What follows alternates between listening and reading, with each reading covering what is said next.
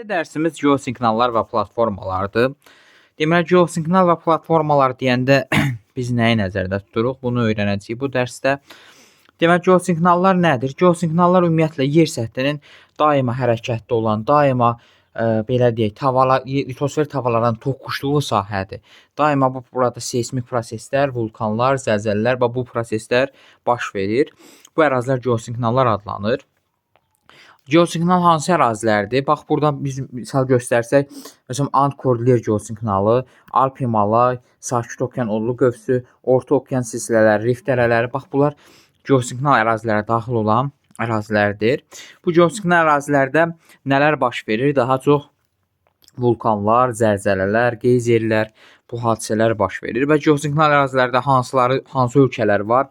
Məsələn, Kanadanın qərb hissəsi, bax bu hissələr, ABŞ-ın qərbi, Meksika, Peru, Çili, Portuqaliya, İspaniya, İtaliya, Gürcüstan, Azərbaycan kimi ərazilərdə geosiqnal ərazilərdir.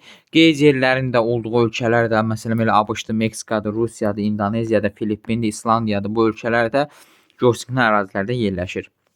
Bu zonada yerləşən dağlar cavan dağlar adlanır. Yadınızda saxlayın. Bu ərazilərdə dağlarla yanaşı düzənliklər də yerləşir. Məsələn, geosiqnal ərazidə yerləşən hansı düzənliklər var? Gəlin ona baxaq. Məsələn, Yukon yaylası, Böyük Hövzə yaylası, Meksika yaylası.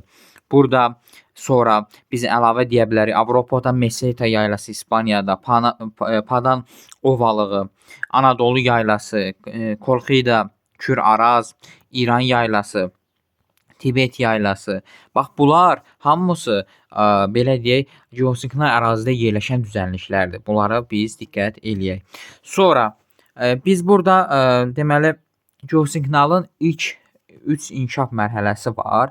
Birinci inkişaf mərhələsi nədir? Birinci inkişaf mərhələsində geosiqnallarda bəzi hissələrdə, yəni toqquşmalarda ilk çökmələr baş verir. Bu çökmələrin daxilində dəniz hövzələri yaranır və o dəniz hövzələri çökmə çuxurları toplayaraq burada yüksək təzyiq və belə deyək də təzyiqi nəticəsində, temperatur nəticəsində metamorfizləşir birinci mərhələdə. İkinci mərhələdə çökmələrindən yanaşı qalxmalar baş verir. Bu çökmə qalxmalar da çökən hissələr bu ardıcıl davam eləyir və bunlarda çökən hissələrə geosiqnal ərazilərdə bax buna fikir verək. Geosiqnal ərazilərdə çökən hissələr sinknal, qalxan hissələr isə antiknal adlanır. Yadımızda saxlayaq. Bu ikinci mərhələyə aid olan xüsusiyyətdir. Üçüncü mərhələdə isə artıq bu bir hissə çöküb, bir hissəsi qalxan hissələr daha çox olur və bu ardıcıl şəkildə baş verdiyindən nələr yaranır? Artıq ilk iri dağ sistemləri, ilk dağ silsilələri belə deyək də, bu formada iri dağ silsilələri, dağ sistemləri yaranır 3-cü mərhələdə. 3-cü mərhələyə elə cavan dağların yaranması da aiddir. 4-cü mərhələdə isə bu uzun illər fonunda xarici proseslərin nəticəsində bu dağlar öz hündürlüklərini azaldaraq, hündürlükləri parçalanaraq platformalara çevrilir, qədim platformalara, yəni platformalara. Platformalar nədir? Platforma yer səthindən seysmik ərazidən uzaqda yerləşən hamar və sabit olan hissəsidir. Bu geosiqnalın 4-cü mərhələsi platforma mərhələsi adlanır. Platformalar yaşına görə iki yerə bölünür. Cavan bir də qədim platformalar. Cavan platformalar və qədim platformaların təbii ki, yaranma tarixləri fərqlidir.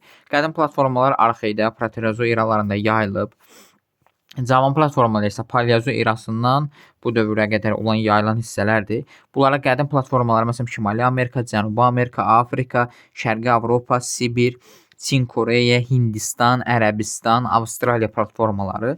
Cavan platformalar isə qərbi, belə deyək, Avropa, qərbi Sibir, deməli Turan, bir də Ön Qafqaz. Əsasda kitabda olan Turan, qərbi Sibir, Ön Qafqazı daha biz neynəməliyik?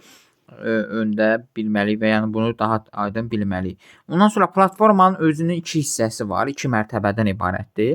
Birinci mərtəbə platformanın belə deyək alt hissəsidir. Bu kristallik bünövrədir. Bu alt mərtəbə adlanır və o maqmatik və metamorfik, yəni bərk süxurlardan ibarətdir və bu ərazilərdə əsasən süxurların yatım forması, əsasən yatım formasına malikdir. Bu süxurlar yəni yatım formasındadır. Üst hissədə isə platformanın örtük hissəsi, yəni çökmə qatı yerləşir burada. Çökmə qatı isə çökmə süxurlardan ibarətdir. Bax, bu hissədən söhbət gedir. Və Süxurlar lay şəklində yatırlar. Bunu üfüqi şəkildə lay şəklində yatırlar və burada təbii ki, faydalı qazıntılar çökmə mərhələli olacaq. Neft, təbii qaz, daş, kristallik bünövrənin səthə çıxdığı bəzi hissələrə də biz qalxan sipər deyəcəyik. Qalxan sipərlərdə isə əsasən maqmatik və metamorfik olduğu üçün filiz faydalı qazıntılar daha üstünlük təşkil eləyir. Bu da əsasən platformanın əsas xüsusiyyətlərindən biridir ki, bir də platformada çökən hissə var, bir də belə deyək, qalxan hissələr var. Çökən hissələr adlanır sinekliz, qalxan hissələr isə antikliz adlanır. Bunu da yadınızda saxlayın. Bugünkü dərsimizdə, yəni platforma və geosiqnallar dərsində bu qədər. Bunlara biraz fikir verin və diqqətlə bu mövzuyu dinləyin.